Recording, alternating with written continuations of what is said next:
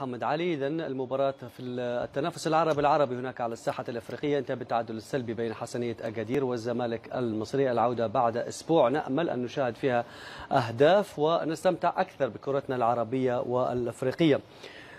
مع عزيز بنيج المرة هذه كنت خايف من سيناريو اتحاد طنجة، كنت تحدثت على سيناريو اتحاد طنجة وهذا ما حدث، تعادل سلبي في أكادير. وكاد كاد أوباما يعاقب حسنية أكادير في آخر دقيقة من المباراة. صحيح. الشوط الثاني أيضا سار بنفس الوتيرة، ضغط للحسنية، إضاعة الفرص، غياب متمم العمليات. لكن لازم نقول بأن الزمالك دافع بطريقة جيدة. الحسنية لم يستطع اختراق الدفاع فريق هو لم يستطع اختراق الدفاع أو تفنن في إضاعة الفرص. في فرق كبير. لا هو تفنن في إضاعة الفرص، لكن الاختراق يعني الاقتراب من المرمى. الاقتراب من المرمى لازم يكون عندك لاعيبه عزيز وصلوا، لكن بشكل فردي ما عرفوش كيف يستثمروا الفرص. يعني واحده بالراس امام المرمى لحالها، التسديد كله عشوائي فوق المرمى. مهند فرصتين او ثلاث، لكن عندما تضغط وتسيطر على مجريات المباراه لازم يكون عندك لاعبين يحاولون انهم يتوغلوا لاصطياد ضربه جزاء، لاصطياد بعض الاخطاء، لدفع الفريق الخصم لارتكاب بعض الاخطاء في منطقه 18. هذا ما اريد ان اقول بتوغلات. التصويب من بعيد، شفنا اخفاق كبير في التصويب من بعيد، وهذا تكلمنا مع هيثم ومعك مهند على التقنيات الفرديه، المهارات الفرديه. هذا ليس تسرع، هذا تقنيات فرديه. عندما لا تجيد التصويب من بعيد، شوف هذه الكره، تصويب من بعيد وكره عاليه، كره ثابته، كره ثابته، ما فيش هناك. وحتى هذه اوكي نقول هذه كره ثابته من بعيد، ما فيش ضغط عليك، لكن كل التصويبات كانت فوق المرمى. إذا هذه مهارة فنية يحتاج إلى أن يجتهد فيها فريق الحسنية. اللي الحسنية صحيح أنه من حيث تمهيد الفرص، شوف هذه الكرة مرة أخرى، شوف هذه الكرة مرة أخرى. يعني كل هذه الفرص تعتبر فرص تضاع بإخفاق فني مهاري فردي وليس جماعي. لا تحسب للمدرب، لأن هذا اللاعب لازم تكون عنده تقنية التصويب، لازم أنه يجتهد في التمارين. في مثل هذه الكرات تجيب لك الفوز، هذه الكرة تجيب لك فوز، تضعها في المرمى تفتح لك المباراة، تريح لك الفريق. لذلك فاللاعب فريق الحسنية كان يحتاج إلى لاعب يريح الفريق من عمل فردي، من تصويب من بعيد. هذا ما كان يحتاجه الحسنية لتفكيك هذا الدفاع المتكتل. طيب. مع ذلك لازم على الحسنية أنه في مباراة الإياب أنه يتعامل معها بطريقة أحسن. هيثم، هل الزمالك جاء من أجل تعادل؟ هل الزمالك اللي أنت مرارا وتكرارا في هذا الاستوديو قبل بداية المباراة قلت أن الزمالك في أفضل فتراته في هذا الموسم، هل أقنعك الزمالك في هذا اللقاء؟ مش بالقدر الكافي، ولكن دعني أقول لك بأمانة يا مهند، أنا سعيد بالنتيجة، سعيد بالأداء الدفاعي، سعيد بأداء بعض اللاعبين، ولكن غير راضي عن الأداء في المجمل تحديدا في الشوط الأول. يمكن كريستيان جروس كان مقسم المباراة والتغييرات كانت مفيدة النهارده، لأن نقلت نادي الزمالك من نص ملعبه إلى نص الملعب الثاني بنزول عنتر ومحمد ابراهيم. محمد ابراهيم عنده قدره على التحكم في الكوره بشكل جيد، عنتر عنده السرعه اللي كان مفتقدها نادي الزمالك. ولو تلاحظ هو غير الطرفين، غير زيزو وغير ابراهيم حسن، ولكن اداء الرباعي الدفاعي النهارده نادي الزمالك كان مميز جدا للغايه، معاهم طارق حامد. دي اول هجمه حقيقيه بالنسبه لنادي الزمالك في المباراه. واعتقد ان حمدي النجاز النهارده على الرغم من ان عدم تقدمه بشكل كبير، يمكن مره واحده، هذه واضح تعليمات كريستيان جروس، لكن كان مميز جدا في الناحيه الدفاعيه، ودي احد مكاسب المباراه. طارق حامد لا خلاف على وجوده، ولكن اجمالا يا مهند، اجمالا عطفا على الغيابات المؤثره في صفوف نادي الزمالك، بتتكلم على 2 بيلعبوا ناحيه الليفت، كهربا واحداد، بتكلم عن عقل نادي الزمالك والقائد واللي بيتحكم في هجمات نادي الزمالك وهو فرجاني ساسي.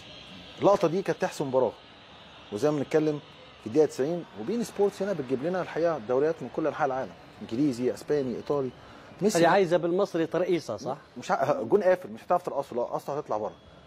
اعمل فنت والعبها من فوقيه زي ما بنتفرج على ميسي، ولكن ثرو باس معمول رائع جدا وضارب بيه خط الدفاع بالكامل، واوباما اتحرك لها بشكل جيد جدا. رغم ان انا انتقدت اوباما، قلت لك ان هو لازم يعدل من اوضاعه، في اوقات محتاج فول سبرنت، في اوقات محتاج يهدي، في حاجات بس هي نفس الجري. هيثم الحارس حتى هو كان له دور حارس ممتاز. احنا اتكلمنا على الحارس قبل بدايه المباراه وقلنا له دور كبير، بس هو كان لو نوه انه هو بيسدد بالظبط وعمل ستوب ولعبها في البعيده بالشمال كانت تروح. عايز ارجع بس لنقطه دي عايزه حازم امام. حازم صح؟ كويس انت جبت سيره حازم امام. في سنه 2003 نادي الزمالك كان احسن نادي في العالم، وكان مكتسح الدوري المصري وبطوله افريقيا 2003 في فبراير 2003. لحظه عاود لي من الاول. كان واخد افضل نادي في العالم في فبراير 2003. ده بفضل مجموعه لعيبه مميزه، سواء حسام حسن، ابراهيم حسن، عبد الواحد، بشير، مدحت، الأباني، مش عايز انسى حد، ولكن كان في اثنين مميزين جدا جدا جدا. تامر عبد الحميد لاعب خط الوسط، وحازم امام قائد الفريق. ليه؟ لان واحد كان بيجيب لك الكوره، واحد كان بيحافظ لك على الكوره وبيقدم المتعه. فرجاني ساسي عنده الاثنين دول، اثنين في واحد، شامبو بلسم. يقدر يجيب لك الكوره، ويقدر زي ما كان بيعمل تامر عبد الحميد، ويقدر يبني لك هجمه ويصنع لك اهداف زي ما كان بيعمل حازم امام. عشان كده عطفا على الغيابات انا شايف ان النتيجه تعتبر جيده الى حد كبير. صحيح هيثم، انا اظن بان الحسنيه اليوم ضاع فرصه ضاع فرصه كبيره اليوم، لان مباراه الاياب سوف تكون. الزمالك لم يكن في افضل حالاته، مثل ما اكدت انت قبل المباراه ان الزمالك يمر في افضل حالاته. اولا، ثانيا الزمالك محروم من الكره طيله الشوط الاول، ما شاهدناش الا في الدقيقه الثانيه من الوقت بدل ضايع في ركنيه. ثلاثه، هل يعقل ان لاعب يغيب على الفريق اللي هو فرجاني ساسي يفقد قيمه 70-80%؟ ما فيش لاعب يستلم، ما فيش لاعب يربط بين الدفاع والهجوم، في عدم انضباط، في عشوائيه في اللعب، في عدم ثقه من اللاعبين. شو صاير مع الزمالك؟ صحيح، قيمه فرجاني ساسي بتظهر في مباراه النهارده تحديدا في اول 45 دقيقه. هكون لطيف نوعا ما لعيبه نادي الزمالك واقول شوط متوسط، مش هقول اكتر من كده من قبل لاعبي نادي الزمالك. افضل لعيب في نادي الزمالك هو جنش، ولما نقول ان محمود جنش هو افضل لاعب في نادي الزمالك تعرف حجم الانقاذات اللي انقذها في هذا الشوط امام فريق حسنيه الاجادير اللي بنرفع له القبعه على اول 45 دقيقه. في معلومه موجوده عند لاعبي شمال افريقيا، شمال العرب الافريقي، تونس، الجزائر، المغرب، ان اللاعب المصري لما تلعب عليه بخشونه او تلعب عليه بقوه بيخاف من المباراه. ولكن النهارده مركز على حمدي نجاز في 3 لقطات. حمدي نجاز كان عنده نقطه ضعف خطيره جدا في ضربات الراس وفي الكفرنج. النهارده حمدي نجاز بيدي درس في الكفرنج وفي ضربات الراس. في اقل من نص دقيقه انقذ لعبتين من اخطر ما يمكن. الاولانيه طلعت وشايفينه واقف بشكل جيد جدا، عامل كفرنج على 2 سنترال باكس ومراعي الراجل اللي هو بيراقبه في الناحيه الثانيه، وده يديك انطباع على التطور الكبير اللي حصل في اداء حمدي نجاز مع يشتغل على نفسه مع المدربين. لما اقول من المساعدين اقول ايمن عبد العزيز واقول امير عزمي مجاهد، واخص بالذكر امير عزمي مجاهد لانه كان مدافع وهو اللي اكيد بيشتغل الشغل ده مع المدافعين. حمدي نجاز يظهر مره ثانيه في الدقيقه 21 بتغطيه ولا اروع في اللقطه دي، كان ممكن تكون هدف. انا شايف ان حمدي نجاز من ابرز اللعيبه في الشوط الاول مع نادي الزمالك هو جنش. سالتني عن اسباب عدم ظهور نادي الزمالك بشكل، والحقيقه رغم ان انا قلت لك انا مطمن قبل المباراه، ده راجع لان في 2 لعيبه اوت اوف فورم النهارده خارج الصوره، خالد بوطيب ويوسف اوباما. يوسف اوباما بوجه له طيب كيف يمكن تلوم خالد بوطيب وما فيش من يعطيه الكوره؟ هما الاثنين هو راس حربه، كل حتى الكوره اللي جات له فيها اتصرف فيها بشكل غير جيد. يوسف اوباما بوجه له نصيحه، ما ينفعش يا يوسف تلعب المباراه كلها بريتم واحد بجاريه واحده. في اوقات محتاج تعمل فول سبرنت، في اوقات محتاج تقف على الكوره، تغير اتجاهاتك، تعمل تيرن. مش معقول نفس الجاريه وانا مع الكوره، نفس الجاريه وانا مضغوط، نفس الجاريه وانا بدافع. هتلاقي يوسف اوباما بيجري جاريه واحده غير طبيعي. الكوره اللي جات له فيها اتحكم فيها بشكل غير جيد هو وخالد بوطيب. عشان كده لا توجد اي انياب حقيقيه لنادي الزمالك في احداث هذا الشوط، وفريق حسنيه اجادير بالفعل استحوذ على الشوط الاول بالكامل. عكس الزمالك تماما، شوط ولا اروع يدرس بالنسبه لحسنيه اجادير. كل ما موجود في كتاب الكوره، لو في كتاب لكره القدم كل ما هو موجود الا الهدف. عرضيات موجود، استحواذ موجود، تمريرات بينيه موجود، تسديدات موجود. اللاعب تامر صيام ولا اروع في هذا الشوط، قدم شوط مميز. لكن ما ينقص حسنيه اجادير عمق هجومي، لاعب راس حربه يحضر يسجل. الملوكي مؤثر جدا، صحيح، مثل الفرجاني في الزمالك. صحيح شفنا الشوط الاول الحسنيه قدم ما يمكن تقديمه في كرة القدم.